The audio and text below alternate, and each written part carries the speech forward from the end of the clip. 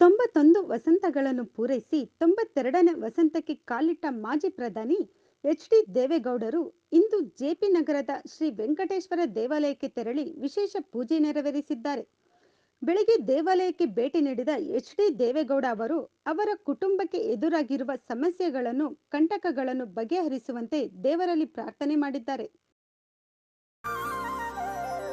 91 ವಸಂತಗಳನ್ನು ಪೂರೈಸಿ 92ನೇ ವಸಂತಕ್ಕೆ ಕಾಲಿಟ್ಟ ಮಾಜಿ ಪ್ರಧಾನಿ ಎಚ್.ಡಿ. ದೇವೇಗೌಡರು ಇಂದು ಜೆಪಿ ನಗರದ ಶ್ರೀ ವೆಂಕಟೇಶ್ವರ ದೇವಾಲಯಕ್ಕೆ ತೆರಳಿ ವಿಶೇಷ ಪೂಜೆ ನೆರವೇರಿಸಿದ್ದಾರೆ. ಬೆಳಗ್ಗೆ ದೇವಾಲಯಕ್ಕೆ ಭೇಟಿ ನೀಡಿದ ಎಚ್.ಡಿ. ದೇವೇಗೌಡ ಅವರು ಅವರ ಕುಟುಂಬಕ್ಕೆ ಎದುರಾಗಿರುವ ಸಮಸ್ಯೆಗಳನ್ನು, ಕಂಟಕಗಳನ್ನು ಬಗೆಹರಿಸುವಂತೆ ದೇವರಲ್ಲಿ ಪ್ರಾರ್ಥನೆ ಮಾಡಿದ್ದಾರೆ.